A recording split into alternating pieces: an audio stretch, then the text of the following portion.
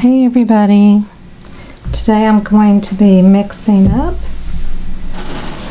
about I'd say 18 ounces for a tray, and I'm going to do 2 coasters just because I always like to have a thank you as part of the whatever somebody purchases. And I'm going to be using counterculture resin, medium viscosity, the green and yellow label. So I'm going to do 9.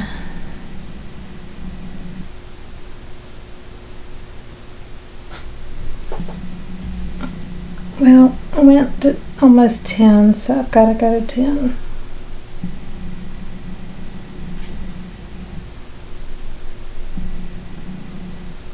I'll just make more coasters if I have too much. So it'll be a total of 20. I'm going to set my timer for 6 minutes.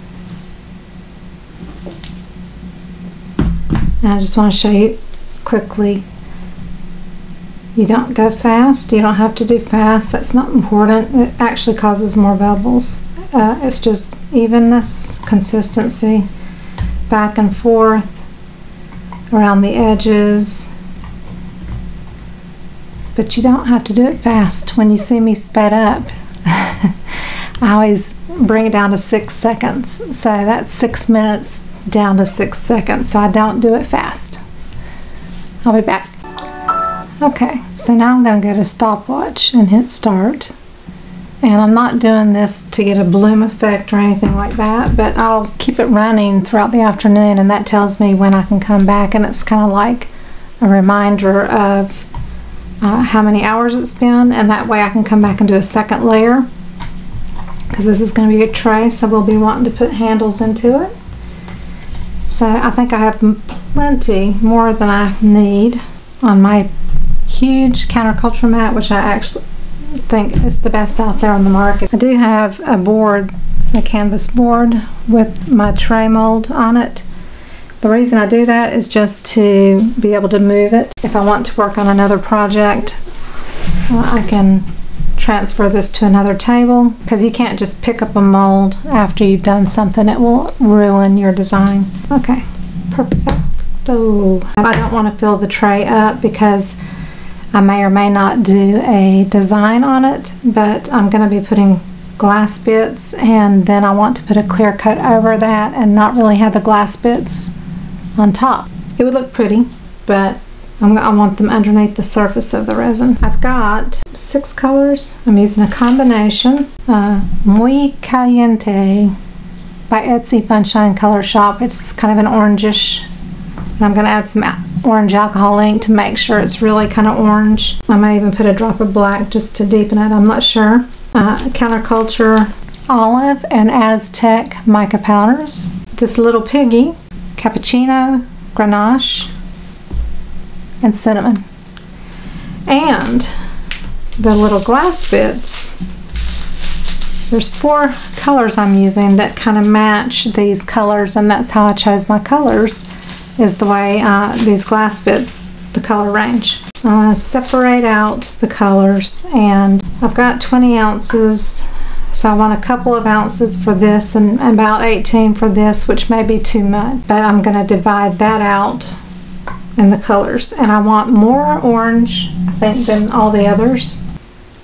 Okay, so I think what I'm going to do is I'm going to put my paper towel back on my tray just so I don't have drips in it. Maybe about 1.5 ounces for the cappuccino, almost 3 ounces for olive,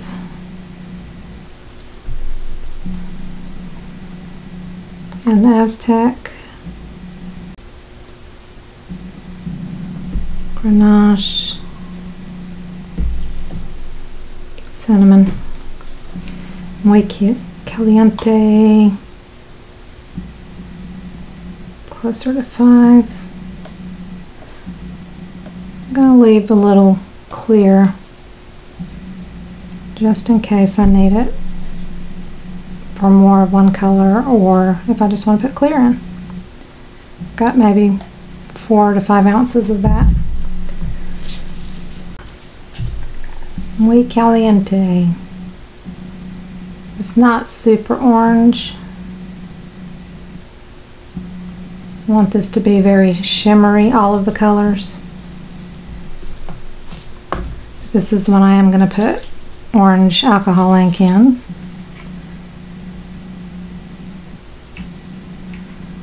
That's Pinata.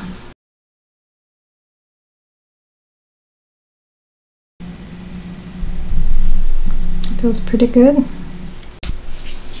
Grenache is more of a red.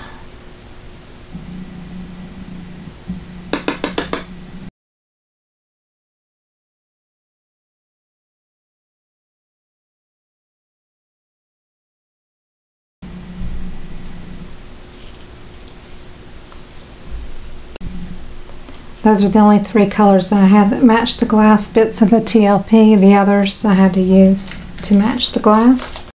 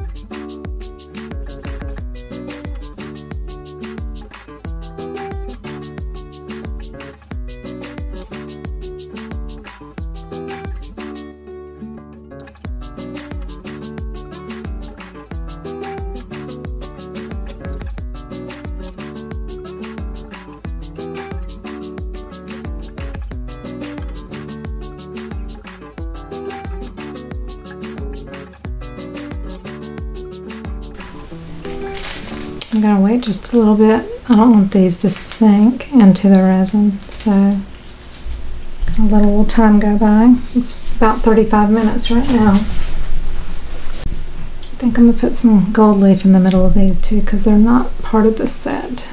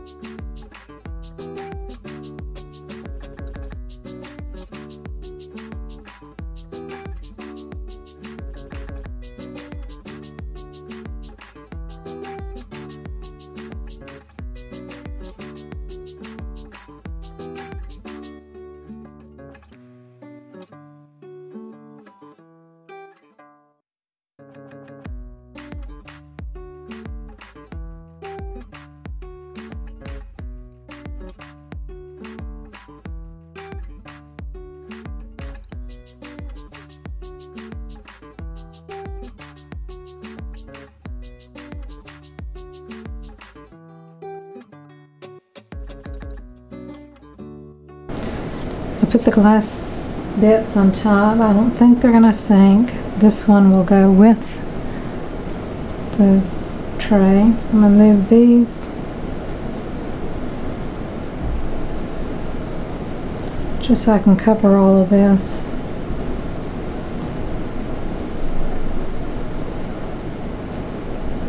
And then there'll be a top coat put on. This one and these. Probably not on these because they're full. Like that gold leaf need to be broken up, even if it sinks a little bit. And try to drag this color into the green a bit more.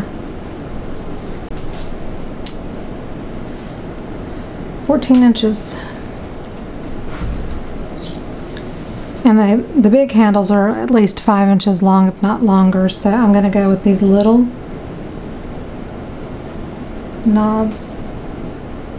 And typically I would wait a little bit longer, but I think I'm just going to set them in. Make sure they're not on any glass bits so that it doesn't make them tip or, not sit flat. So if you wait till it's starting to cure, it'll sit more on the surface, but these have gone into the resin, and that's okay.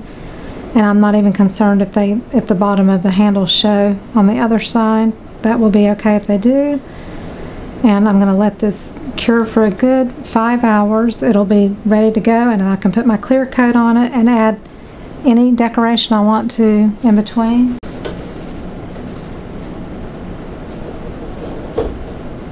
Alright, so I'll be back. So it's been about 4 hours or so. It's flexible, but it's not hot to the touch or anything. It's not even warm. So I know that I can go ahead and put a clear coat on it. I think what I'm going to do is accentuate the gold in the middle here, but instead of putting it into the resin, I'm going to lay it down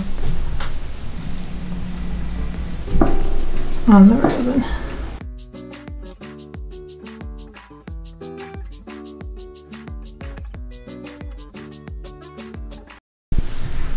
Holographic gold glitter.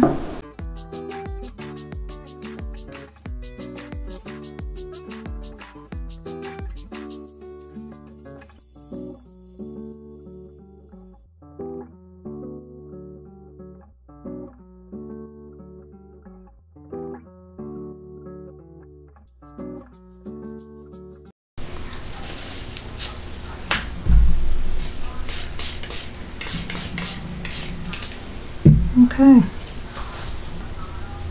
that's pretty full to the top.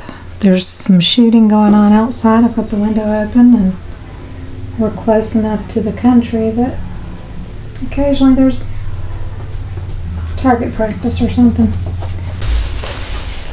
So just a good old fall-inspired tray. We'll let it cure overnight.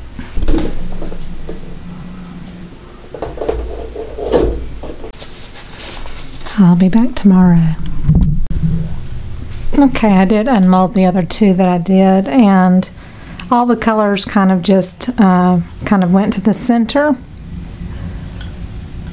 You can kind of see the round shapes on the other side, but they just kind of do what resin does, and it just pulled toward the center. So these will be some spare ones that I just maybe do some artwork on. Pretty colors. Maybe fall leaves or something like that. And here is the coaster after doing the flood coat on top.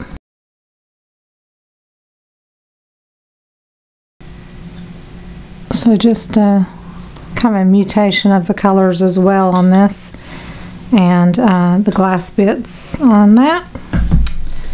And then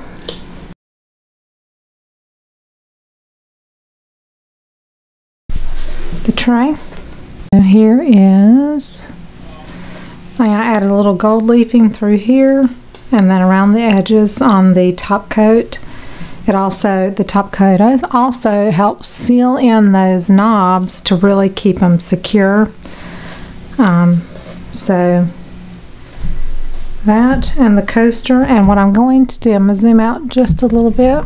I have this jumbo Pebeo 4 Artist marker, oil-based, and it's got a really wide nub on it, and you can kind of just go around and very quickly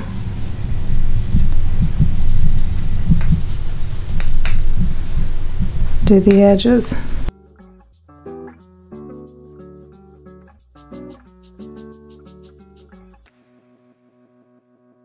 I do wish it were a little bit brighter gold, but overall I love this marker.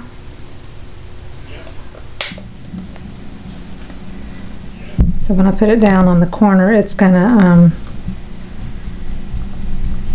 mess with the paint that's on the other side for sure, and I'll have to touch it up.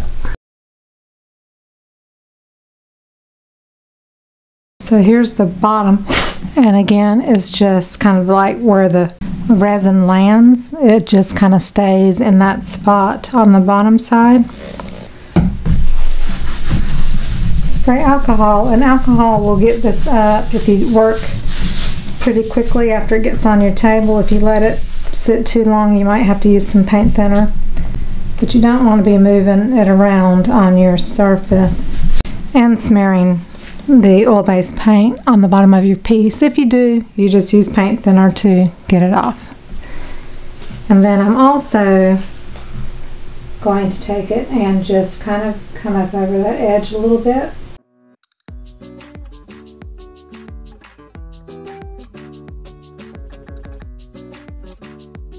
And then the same on the coaster. Alcohol will take this off your skin pretty quickly, but if it sets up too long, you're going to have to pull out the paint thinner. And there it is. Here is my fall-inspired tray and coaster. I'll be doing more for the upcoming Art Healing Hearts auctions the first weekend of October, around the 6th of October. And I'm going to do several fall-inspired things, and so you'll be seeing more videos. So here it is, the tray and the coaster. Hope you enjoyed the video, and I'll show a picture outside in the sunshine.